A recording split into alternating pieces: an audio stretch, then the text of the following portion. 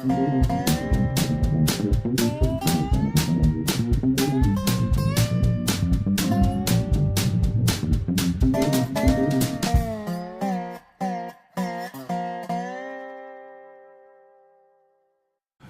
is Dave Monk, your Prairie Monk, WAFT Champaign, 90.1 on your FM dial.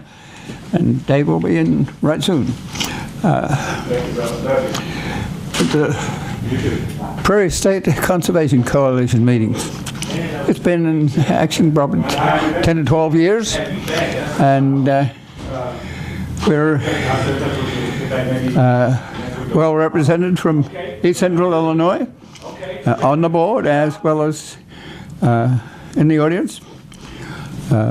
Probably about 180 registrants, 60% women, majority probably over 50, just one black person, and that was an invited guest speaker, so we have to think about that sometimes. Some of the highlights, and I'll go through this just because it helps you to understand what you might have to do if you're working with the sort of getting together from two people in the basement to having a regular board with all the legal details. So legislative interests, major legislative interest is a new DNR director. Then there was an annual report. David Holman does a good job with that and sends it around beforehand, so you sort of know what's coming, and it doesn't take a lot of time. There's a hideout where the PSCC is trying to get videos for walkthrough events so that people can get an idea of a natural area at a different time of the year, or just augment their walkthrough.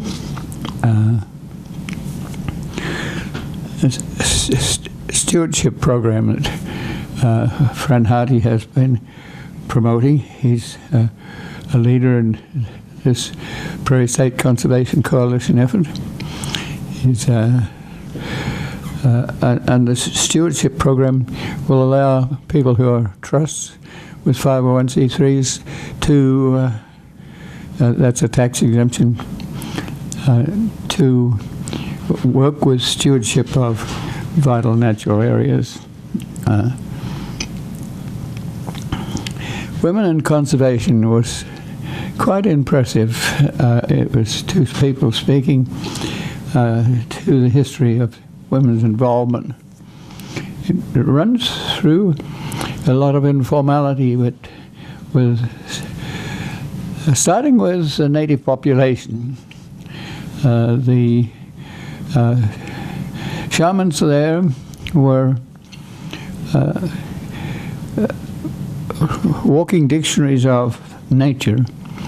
But the tradition was verbal. There's no written documentation, so it transferred from one generation to another generation. And it was often the female responsibility to do that work.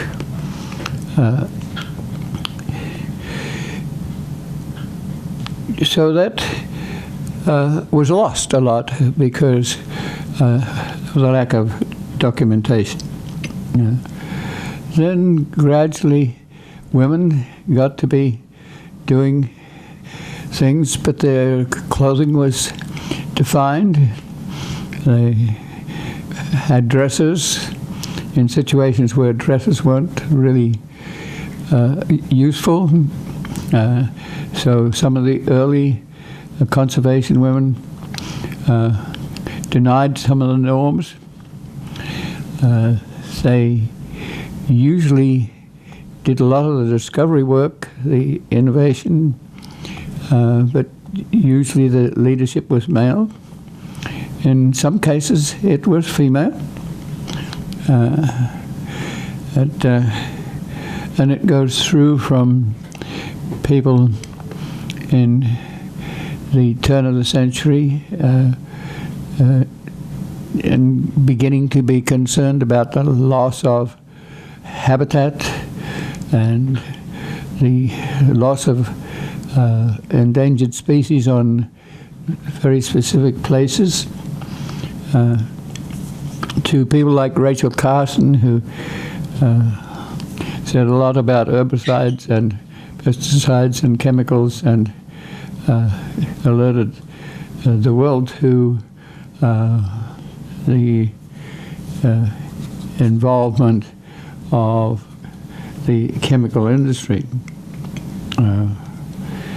But there were others who spoke well and did innovative things. So I found that a rather interesting session. There was another one which dealt with herbicide in particular. Dicamba is a current concern. It is spreading into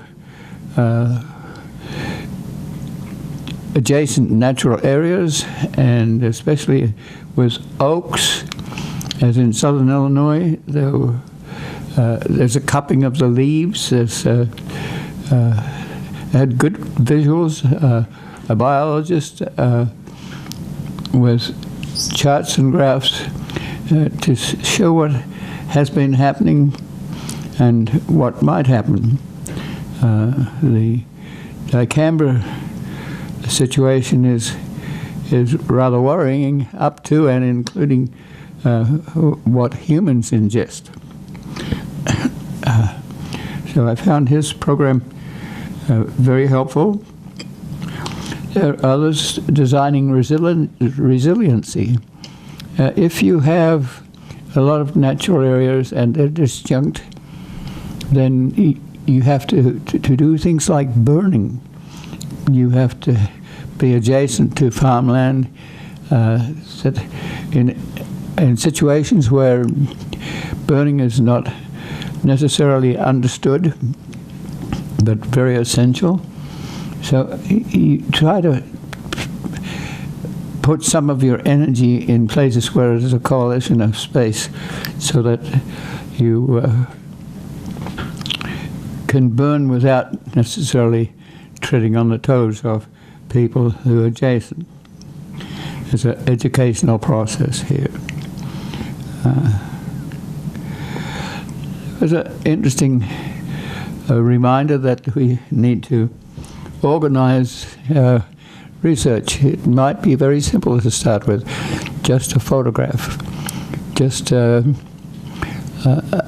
might be working with volunteers who are not necessarily well informed about species, who might not even know what this plant is, but it might even be an invasive species. But he was suggesting that we should take a note and record and work with people like the Natural History Survey to document your natural area. So it's not just that this is a good and interesting site. It's a good and interesting site, but it has perhaps endangered species, but they should be documented. And I thought that was good.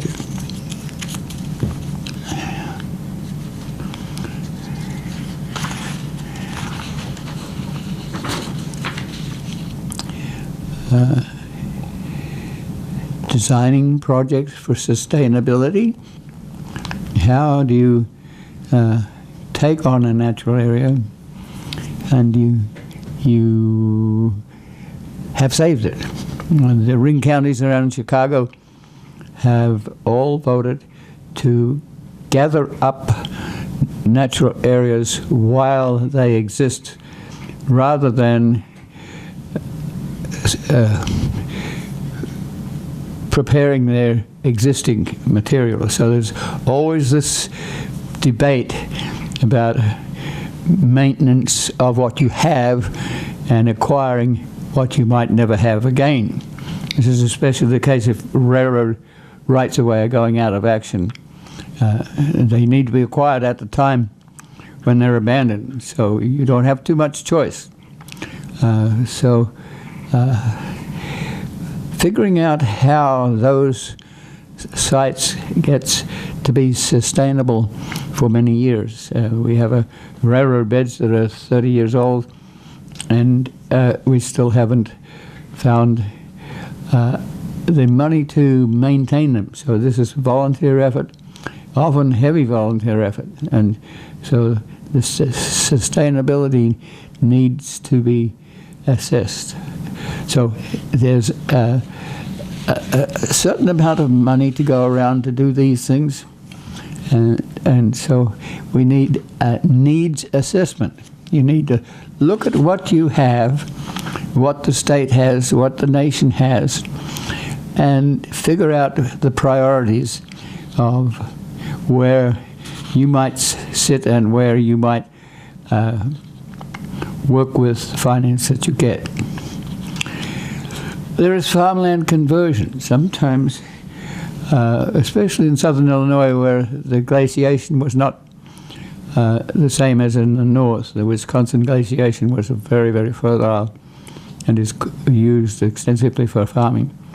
In southern Illinois, the Illinois glaciation was not as stringent, not as rich, and so some farmland can go back, and there is money for that. There's even some money in the farm bill that's coming through right now, and there are people like Emily Rory who worked with the Open Lands Project, who is a specialist in handling financial for this sort of thing. Then there is collaboration. Brooke McDonald, who has been previous president of the Prairie State Conservation Coalition, was first and foremost to ask how many of you have associated yourself with your local politicians or state politicians or national politicians. Hand up. And in a case like this, it's a fair array of hands. But he wanted to stress that what happens at the local level is rather important. If you look at the field of politicians, often the person who is on a county committee, maybe then on a county board, may then be a state rep, and so foster collaborations. It's interesting that an association with realtors is important. Deanna Glosser was talking to the fact that she'd been going to talk to realtors, rather a silent response, but then a reaction that was kind of interesting. They really, really want to help. If you're going to have a big ice hockey rink here and development, then part of the thing that attracts people to that sort of potential convention venue is going to come here because they want to know what your ecosystem is.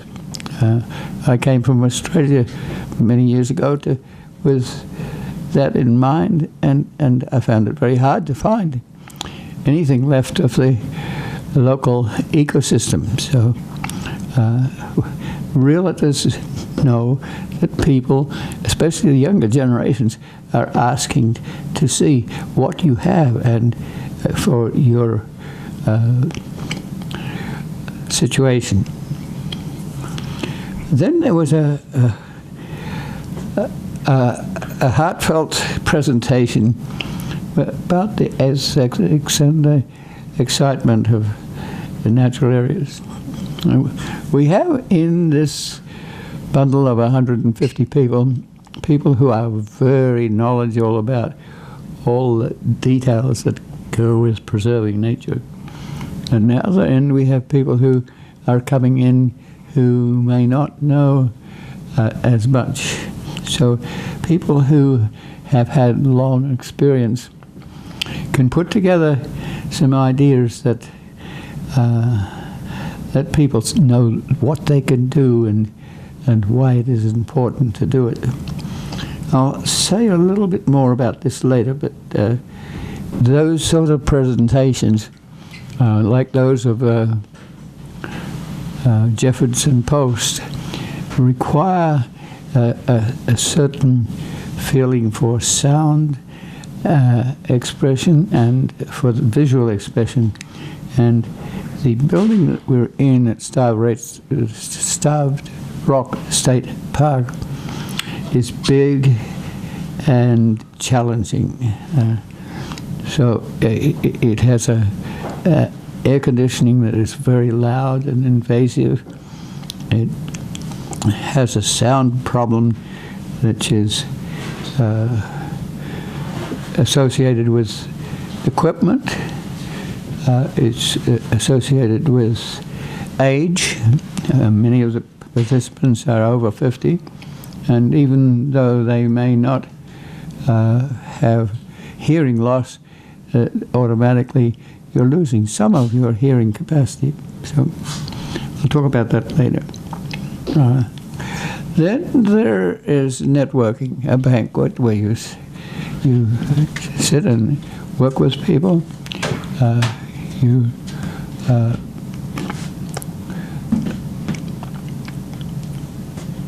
You talk to people and find out what they're doing. You gather up excitement and realize what other people are doing. And little pieces of information come out. One of them is that a little piece of railroad bed near to Paxton, which is very rich in prairie, has been rented by the Grand Prairie Friends. But it is a problem because if you're adjacent to a railroad line, you become one of perhaps 30 different customers that can, or associates, that can be blanket sued if something happens on the railroad. It's a usual technique. If a rail car derails, then immediately everyone nearby is sued, and then they keep dropping off the people that don't relate. But that process requires expensive insurance, and then insurance goes up. We're interested in that corridor because the rest of it has 10 miles of trail potential with prairie on either side. And so the challenge there is that to rent adjacent to a main line, and then you're going to face relatively small rental costs, but huge insurance costs. The problem of wide trails comes up, and we also learned that the land foundation that we've been talking to about the acquisition of 4 miles of low-grade prairie, but it's the only that we have, was the answer that we got from the foundation was that they would like to put a trail through it, but we're very cautious about doing that because the trail in the Urbana to St. Joe area is so wide that it has taken out historic remnant prairie and left us with next to nothing except that perhaps the roadside planting, which we strongly suspect has been aided and abetted with sweet clover, which is regarded as a natural fertilizer, but the natural fertilizer plant is sweet clover, and it becomes a very invasive weed. So you talk around and those sorts of topics come up, and it's very helpful to know what's going on. There are people who talk about toolboxes, and we just talked about insurance some, but that's of major concern, and you need to know your insurance companies. You need to know people who know the rules. It's a little bit like taxation. You need to know how your natural area is taxed. And then there was another toolbox is membership. How do you go about getting membership? Is this something that happens with a very small membership, or does it have a national kickstart type membership? Then there are program details, and some of the members are very astute at being able to handle natural areas that might be owned by sometimes 3, 4, 5 different agencies overlapping, and how do you work with that is another question. There is a matter of easements, whether you have a long-term easement, and what are the associations. Then we had to talk about saving the oaks. This relates back to the herbicide situation, where by happenstance natural areas adjacent to farmland are losing to glyphosates and to dicamba, and so there's a need for biologists to document this occurrence and think about how we go about saving oaks and which oaks are more susceptible, and so there's a lot of questions there. And we had someone talking about city wildlife, and mainly it's oriented pollination and oriented to monarch butterflies. Monarchs aren't the only butterflies that are losing out. The bees are losing out too, and that doesn't mean the Italian introduced bee, which we use for honey. It means that the best pollinators are bumblebees, and so how do we go about preserving plots of land? So this organization is going around Chicago looking for little plots that can be converted to nature. Sometimes it's a heavily mown area that is allowed to go back to nature, but there's always a challenge from people who have grown since 1945, when the universe seemed to invent a rotary mower.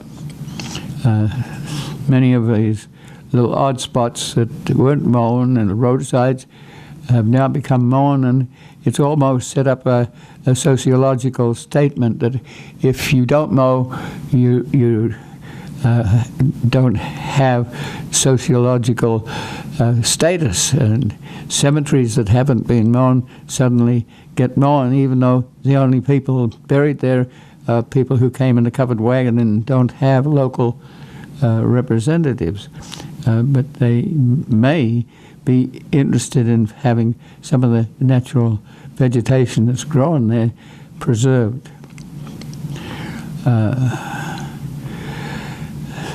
The Land Trust Alliance is national, and some of these groups are international, and they have been heavily involved in accreditation. IRS especially is worried about agencies, mostly large agencies, that buy up natural areas. Then they claim them as they're rough, tough territories, and they claim them as natural areas and take a huge tax break. And so accreditation means that the people who are legitimate are recognized. It's a sort of statement that takes 500 hours to put together and a lot of work. So it's the national people were talking about that, and easements and IRS and what are some of the local changes. So financial research need. Somehow you need to know what money is coming in and what money is going out. And often volunteers are involved. We don't always have a lot of expertise. These may be retirees from very different fields. So how do you do a little research with perhaps the aid of a CPA to look at the budget and where you're expending, and to try different things, but don't be afraid to say, this one doesn't work. Let's try it a different way. And so there were speeches to that effect, followed by legal updates. The recent administration has changed a lot of laws, and how do they change? And it almost requires a CEO as chief executive officer that is knowledgeable, that has degrees in this area. And it's amazing to me how sophisticated some of this sort of stuff is, and well beyond us at a local level. There was a wrap-up, and usually the wrap-up there asks people who have done interesting things or been associated with interesting events are asked to present. And so there was 2 or 3 of these. One of them was from Joe Davies County, where had a area that was partially involved with the Department of Natural Resources, and the public wanted to put trails through it, but they had to be cautious trails. But it took 6 years to back and forth, and still it wasn't sorted out. Then a new director came in and gave them carte blanche to do what they wanted to do, and that was amazing, and that is now in action. So that's a nice report. Then there was a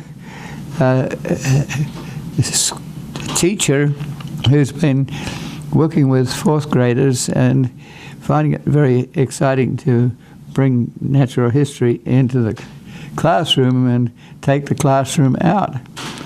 And that was an inspiration. I had been reading a book for children. It's called Snugglepot and Snuggle Pie. And this book is an Australian classic, and it is like Wind in the Willows, and all sorts of animals, kangaroos and lizards and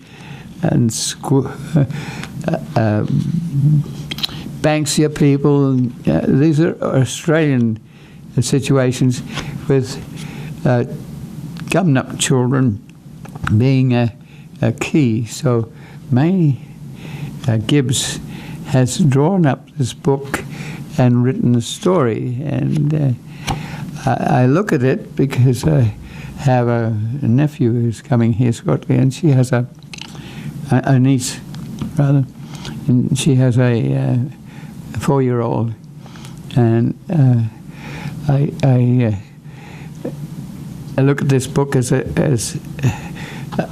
from a different era. You're going to have the lizard smoking a pipe, and that's sort of come to an end. I don't think I saw I certainly didn't see anyone with a cigarette at the meeting I was at. The Monticello Republican newspaper came in with a ban on vaping. They're just not wanting that for their younger population, especially school children. So you have to look at what was in the past, and the Banksia man, for instance, is given the evil eye. He's a evil part of this, and snakes are treated. So you have to look to see how various species are treated in a Victorian era or in a different setting. The English have a volume of poetry which is called Mother Goose, and you have to know that in that era, when you weren't able to say things directly in politics, you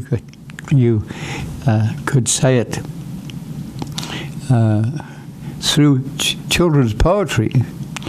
So Jack and Jill went up the hill to fetch a pail of water. Jack fell down and broke his crown, and Jill came tumbling after. Is a tremendously political statement. And so you have to vet some of these stories for their indirect involvement.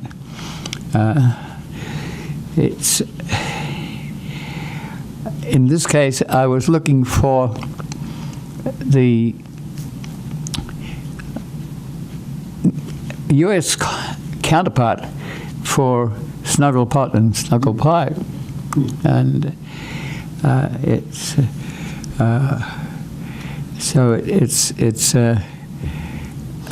I haven't found it yet, but I went to the Urbana Free Library, and they advised me to go to the University Library Children's Division, more historic, whereas they handle more recent children literature.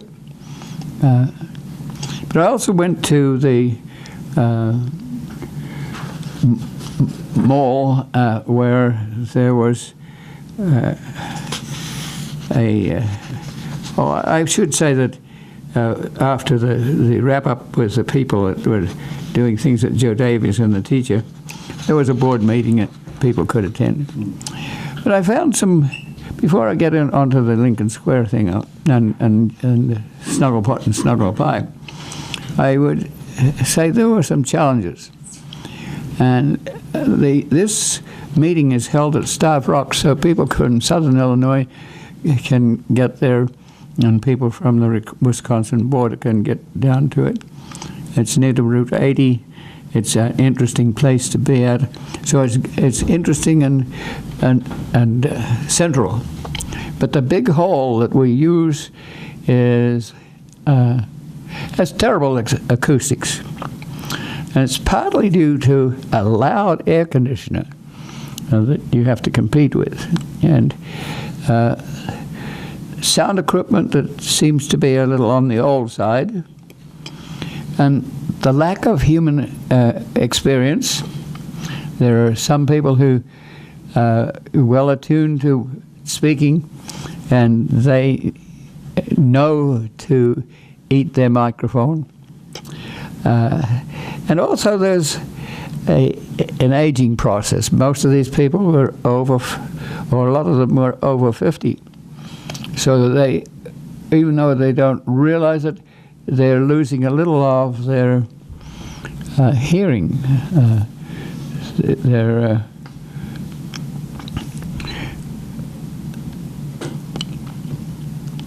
the sine curves that go with sound theory is you knock the tops and the bottoms off the sound curves, and that means that people's brains have to do a little adjusting to filling in the words and the sentences, and that takes them away from listening to the speaker, where you also have a lot of information in a short time, and you have to process that. So it pays to have a very good sound system, and in this case, I found it difficult. We have to tolerate the air conditioning, but I had some comments and suggestions, and I will perhaps say some of them to you, just so you might be organizing your own interest group and your own natural area or non-natural area. The first thing is, and I find it exemplified in municipal meetings with council meetings and the like, the microphone that is for the council speakers and the public presenters is on a flexible connection, and the speaker is asked to draw the microphone to their height. So someone who has a stature of 6'4" is going to need the mic at a different level than someone who is 5'2". And often at city meetings, that is to the point that the presenter, council person or not, is asked to please draw the microphone to their face, and indeed almost eat the microphone. So if you have people who are not used to doing that sort of thing, you have to be bold enough and kind enough to intercept and say, put your talk into the microphone at your level.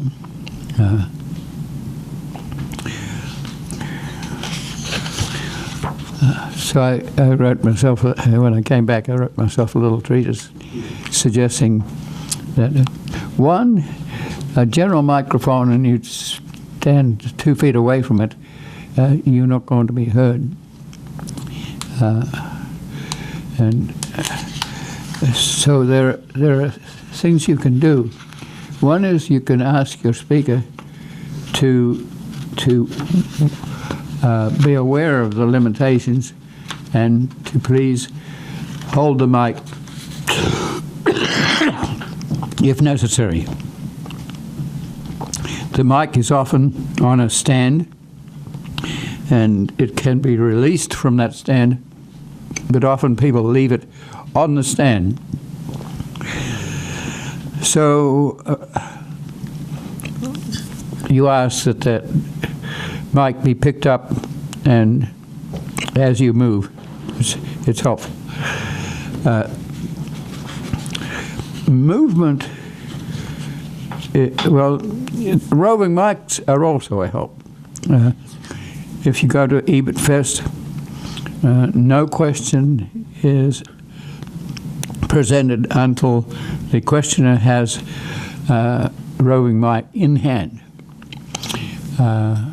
Sometimes there's a temptation, if you don't have a roving mic, to get the speaker to repeat the question. But if it's a long, involved question, the public misses what the questioner has to say. So roving mics are a good deal. If you have chairs rather than tables, so that the chairs are are wide apart, or the rows are wide apart enough for people to get out, you can put a standard mic in the aisle and expect people to come to it. But that is a kind of disruptive in a way if people have to get out. Roving mics come in various qualities, and some of them break down, so you have to have a backup group. It helps to have a mixing board and a technician like David does here with me. He's constantly telling me to speak into the microphone.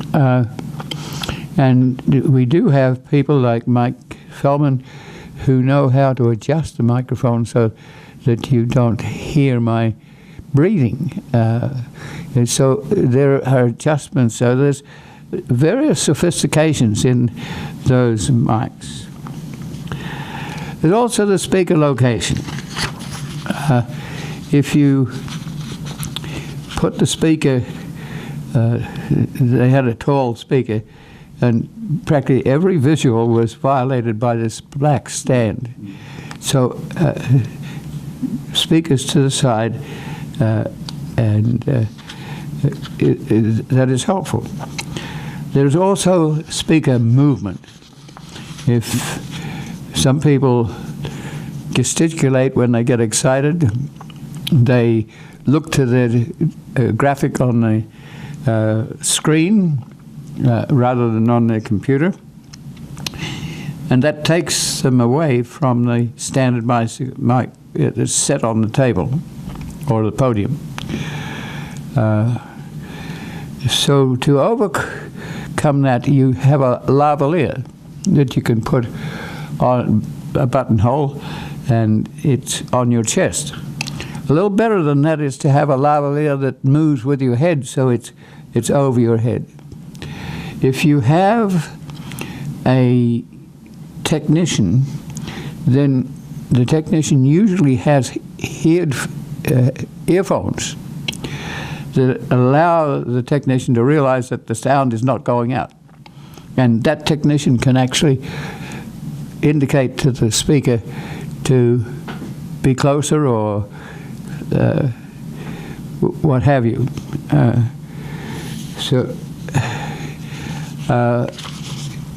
My suggestion is that recognizing the limitations of the situation, that you should, I would suggest to rent a sound company for the 2 days. That sound company would bring a mixing board, and that mixing board can be adjusted. So one of the more wonderful speakers had a very soft voice, and that can be adjusted by a technician. Doesn't have to be an expert, but it is helpful. It's probably costly to bring that sort of van to the meeting, but when you have about 150 people in a room, and you have them spread out because there's tables to each row, then you tend to lose a little of the sound, and you can tell by the people in front of you that they're asking, "Did you hear that?" So it's a good indication that we might be valuable to put together a sound operation using the fairly limited system that is there. It also is a reminder that, as we do here, such a technician can also operate a camera if you want to do that. And you can have a landline that connects to the board so that the sound is better.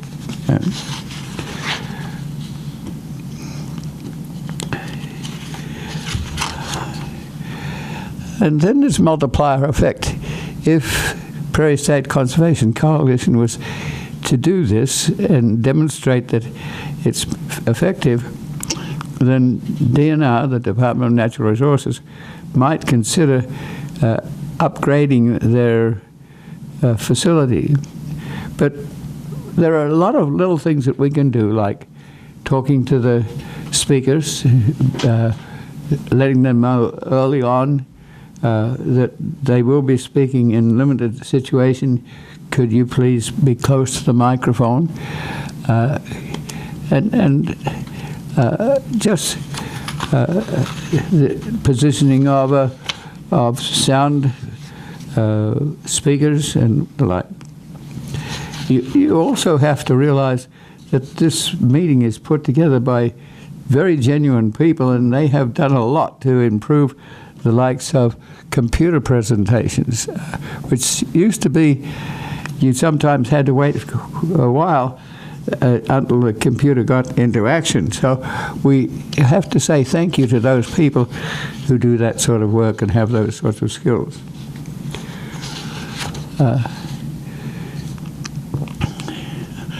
I came back via the back roads. I'm an inveterate back road wanderer. I came down through Lexington, and I stopped off there and took some photographs of old buildings, old elevators, and we'll deal with that in another program. When I got back, there was a meeting of reading across America at the Lincoln Square Mall. At this time, across the nation, people are invited to set up booths. There are people who convene this in park districts, forest preserves, Rotary Clubs, and the like. There are people who fund this, and at every entrance there are people who have bags, and the child that comes to this meeting once a year, this is the 19th event, they get a bag, and when they go through a certain number of tasks, then they get to pick a book, and somebody has had to fund the book, and so there's a local involvement, but it's a national effort, and I just watched with intrigue how many young folk came, mostly with their parents, who would shepherd them through going to different events like storytelling or drawing or just a whole bunch of little events that were set up by various agencies in the community, and especially those agencies that are working with children. I approached some of the leaders because Lincoln Challenge was involved. Lincoln Challenge is at Rantoul, and it's been applauded for taking wayward youth, male and female, into a program where it's a little formal, but it's also been quite successful in changing the lifestyle of some of these young folk. So they were there dressed in blue, and I said to the leader, do you have someone from Rantoul who is in charge that I could talk to, because we have 9 acres of prairie just north of Rantoul, and I think it could be a helpful site for people to draw, to people to help us pick seed, to get rid of invasive species, and so I was referred to Jamie Easter, and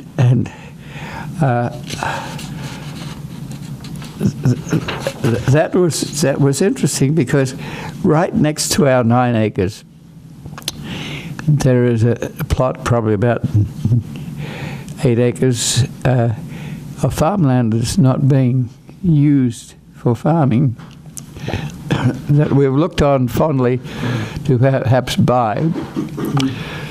The aim would be to take interested tourists off 57, Highway 57 at Kankakee, to give them an experience of looking at sand dunes where loess was blown across the country as the glacial meltways dried. So there are sand dunes in that area. So then I would take them down old Route 45, which parallels the 57 highway, to Loda, where there's excellent cemetery prairie and railroad right-of-way prairie, to Paxton, which also has a viable old cemetery that fortunately has been burned intermittently and allowed to express itself. And then to drive 10 miles down the road to the Pope Prairie, just north of Rantoul, where there's possibility for a bicycle trail, but also intermittent remnant prairie all the way along. And there's the width of a main line, an interurban, an old Route 45, and a dual highway, which didn't get built because 57 was put in. So the second leg of the dual highway has been planted to ash. And the prairie that's underneath is now growing because the ash trees are dying with emerald ash borer. And so I found Jamie, and lo and behold, her father owns the plot of land that we're interested in. And so this is an extension of the inspiration from a teacher speaking at the Prairie State Conservation Coalition. And so I take my I try to imagine here if we could perhaps rent the area if we can't afford to buy it. I've often thought of a Kickstart program, and it would be the pragmatic end of our prairie. The remnant we have, I hesitate to have people doing tourist work on it, but we could have a planted prairie on this 8 acres. So we're talking, and so being inspired, I came back and got my Australian book that I've been checking out, Snuggle Pot and Snuggle Pie, and I found librarians at the meeting, and they advised me to go over to the Urbana Free Library. So I paddled over to the Urbana Free Library, and they said, well, they mostly deal with, I was looking for the counterpart, the US counterpart to the Australian one that I was reading. They mainly deal with up-to-date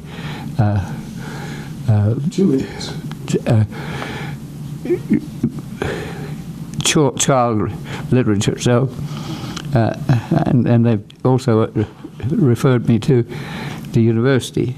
So the inspiration that comes from the meetings is real and exciting, and I was very pleased to be there, and we'll probably be there next year.